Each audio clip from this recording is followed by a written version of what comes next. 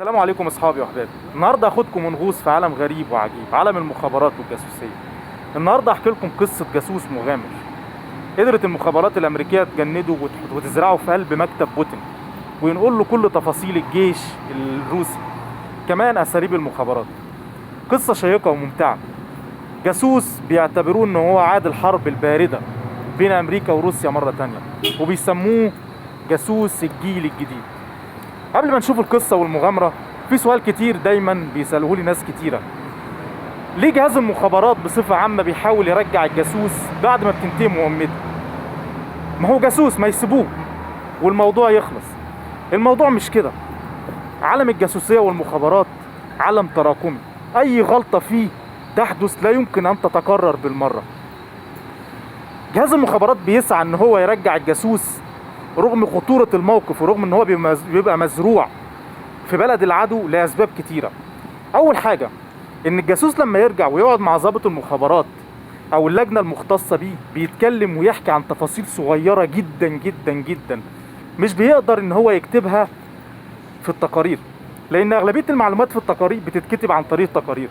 الحاجات الصغيرة اللي ما بياخدش باله منها وهو بيكتبها في التقارير دي بتساعد جدا على تحليل المعلومات ورسم صورة كاملة عن المجتمع اللي هو كان عايش فيه. كمان اخراج جاسوس من بلد العدو رغم ان هو اشتغل سنين طويلة جدا، ده بيجرأ الجاسوس اللي بيجي بعده، بمعنى ان هو اشتغل سنين طويلة جدا واحنا قدرنا نطلعه، فما تخافش، اشتغل وغامر وطلع المعلومات واحنا هنطلعك رغم كل الظروف. طيب تعال نشوف بقى قصتنا النهاردة. قصتنا النهاردة عن شاب روسي اسمه جون شلانكوف، كان شغال داخل السفارة الروسية في نيويورك. تعال نشوف القصة بدأت ازاي. القصة بدأت لما الجهاز G3، وجهاز G3 دوت اساسا في اي جهاز مخابرات في العالم في جهاز مختص بمتابعة الدبلوماسيين في السفارات المختلفة، خاصة السفارات اللي بيبقى فيها عداء بينها وبين الدولة التانية.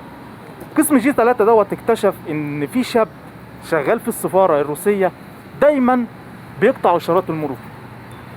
معلومة تبان تافهة جدا بالنسبة لأي حد، لكن بالنسبة لضابط مخابرات مخضرم عارف أهمية معلومة زي دي. معناها إن الشاب ده مغامر بيحب يكسر القوانين ومش بيمشي على وتيرة واحدة. بدأ ضابط المخابرات يجمع معلومات حوالين الشاب دوت. اكتشف إن هو دايما غاضب، ودايما بيعترض على قرارات رئيسه، وكمان دايما بيطلب فلوس وبيعترض إن المرتب بتاعه قليل جدا ومش مكفيه. استمرت المراقبة أكتر وأكتر. اكتشفوا إن هو بيتجرع الخمرة بكميات كبيرة، بيشرب خمرة بكميات كتيرة جدا. كمان بيصرف، بيحب البذخ ويحب اللبس ويحب العربيات وبيغير باستمرار. الأكتر من كده إن له علاقات نسائية، محب للنساء. مادة خصبة جدا لجاسوس في موقع حساس، خاصة إن هو شغال سكرتير تاني في السفارة الروسية. بدأ ضابط المخابرات يحط خطة دقيقة جدا بناء على الجنس والمال، ودول الحاجتين اللي أي ضابط مخابرات بيحاول يركز عليهم وهو بيسيطر على الجاسوس. زق عليه واحدة روسية، أوكرانية بتتكلم روسي بطلاقة، وكانت جميلة ولذيذة. اتعرفت عليه وبدأ يغدق عليها بالأموال، وبدأت أثناء العلاقات الحميمة تحاول تستجوبه عن المعلومات، إلا إنه كان صارم جدا وما كانش بيطلع اي معلومات. بدأ ضابط المخابرات يصوروا في اوضاع مخلة مع الاوكرانية وفي يوم من الايام قررت الروسية، او قرر ضابط المخابرات ان الروسية دي تبعد عنه. ولما قال لها ليه، قالت له انا محتاجة فلوس وانت معكش ومش عارف تصرف عليا والكلام ده. بدأ ينهار وبدأ يشرب خمرة كتير. وفي مرة من المرات وهو قاعد بيشرب خمرة في كازينو كده، زي ما بيقولوا في عالم المخابرات اترك على الحديد وهو سخن، قرب منه ضابط المخابرات وعرض عليه معلومات يقدمها له مقابل 2 مليون دولار. صار اول ما بدأ يصور وراله فيديو كان هو في اوضاع مخلة مع الاوكرانية.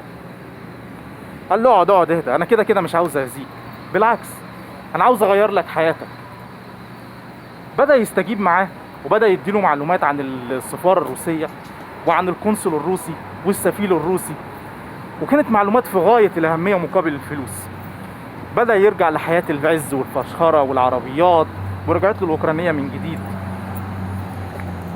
ومع الوقت اترقى القنصل لسفير، أما السفير فاتنقل بمستشار الأمن القومي لبوتين.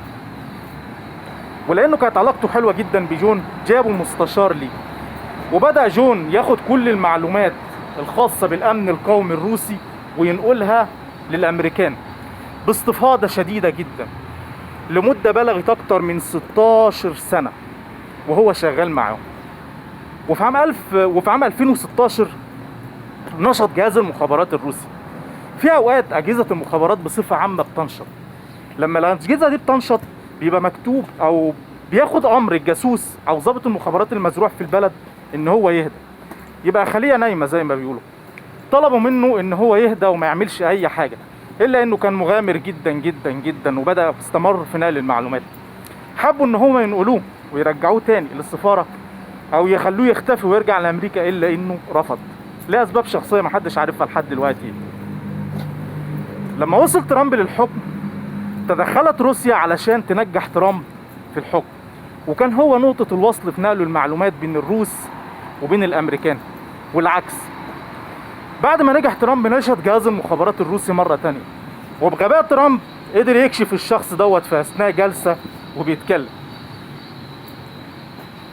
لكن الاكتشاف ما كانش بصفة عامة، الاكتشاف كان فيه إن كان بيقولوا إنه في شخص بينقل المعلومات.